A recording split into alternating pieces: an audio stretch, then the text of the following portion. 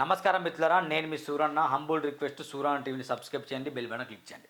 ఇక విషయంలో వెళ్తే, నిన్నటి రోజున ఆమ్ ఆద్మీ అరవింద్ కేజ్రీవాల్ గారికి, ఇక్కడ కల్వకుంట్ల కవిత గారికి, మనీష్ సిసోడియా గారికి మొత్తం ఈ లిక్కర్ స్కామ్ అనేది లేదు, లిక్కర్ స్కామ్లో సరైన ఆధారాలు లేవని చెప్పేసి కోర్టు క్లీన్ షీట్ ఇచ్చింది.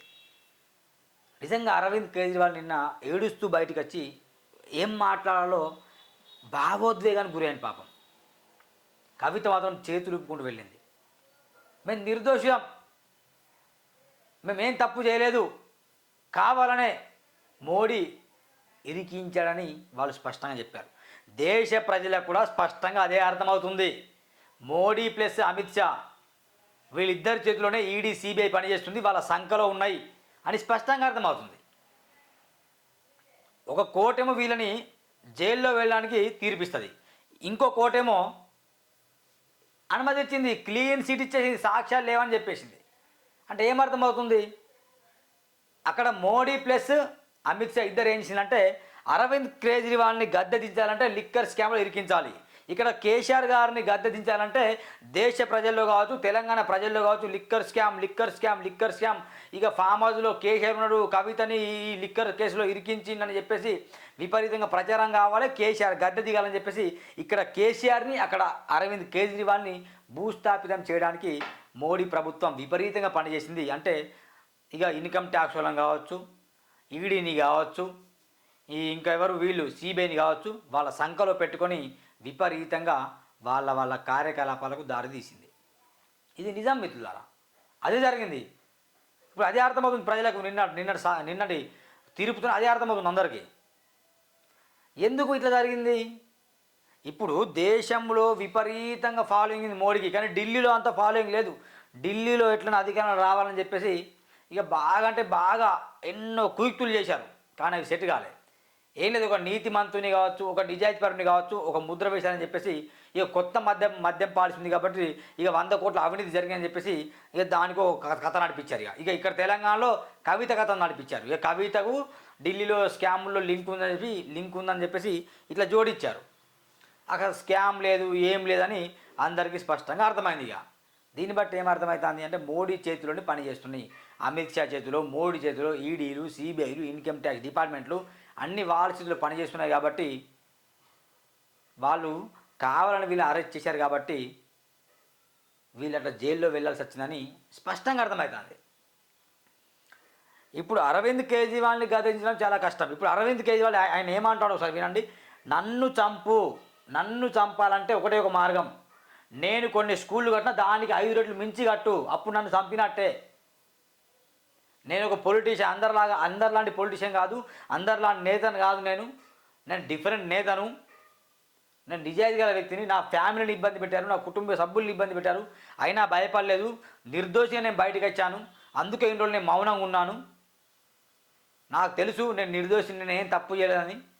నన్ను చంపాలంటే నువ్వు 10 రెట్లు 5 రెట్లు మంచి కార్యక్రమాలు చేయి, నన్ను చంపినట్టే కదా, నీ పేరే ఢిల్లీలో వినిపిస్తుంది కదా, నా పేరు వినిపించదు కదా, ఇలాంటి అభివృద్ధి కార్యక్రమాలు చేయవచ్చు కదా అని ఆయన మాట్లాడాడు. సో వినే ప్రయత్నం చేద్దాం.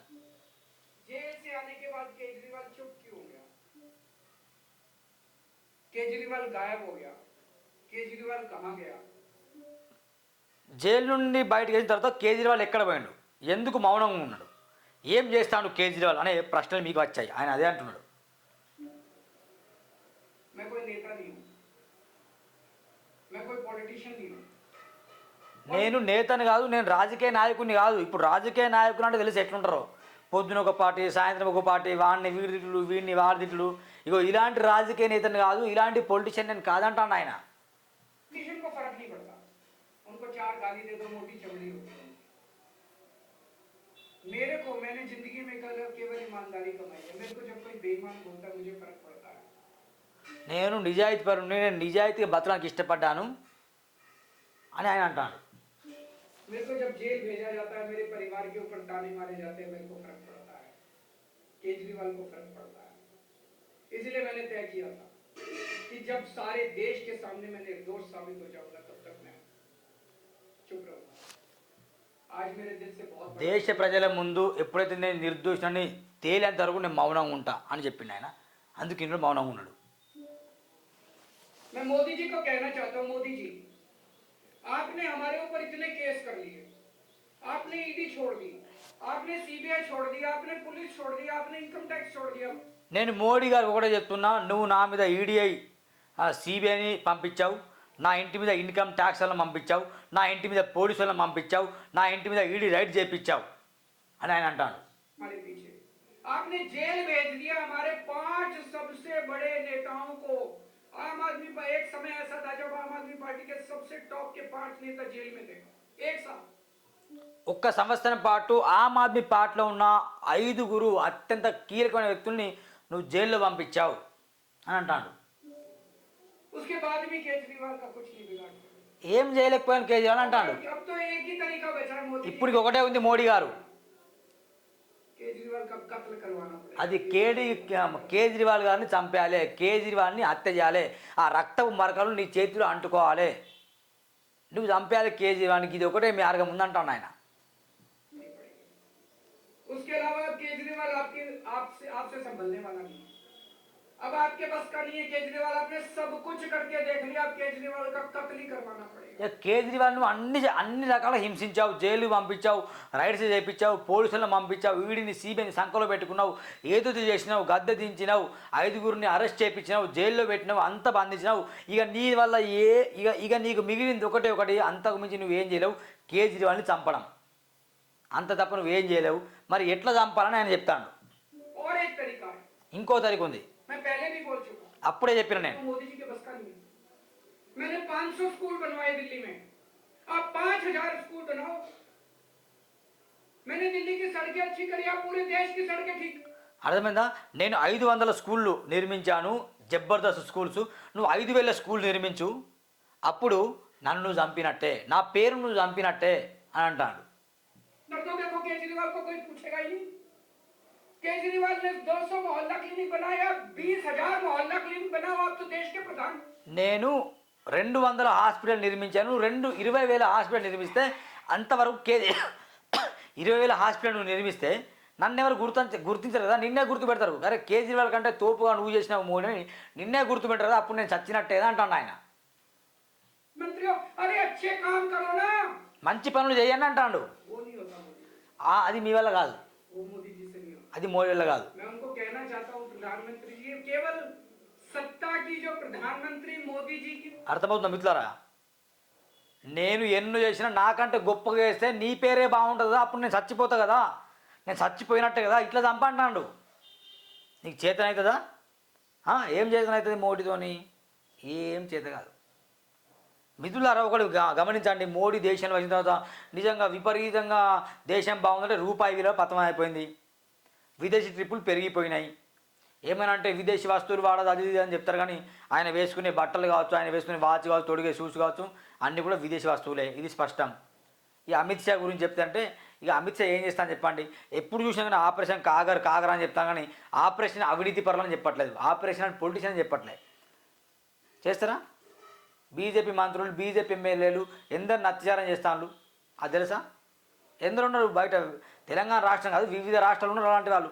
వాళ్ళని ఎందరిని బొక్కలు వేసినా చెప్పండి, అలాంటి వాళ్ళని బొక్కలు వేయరు, సంకల పెట్టుకుంటాం.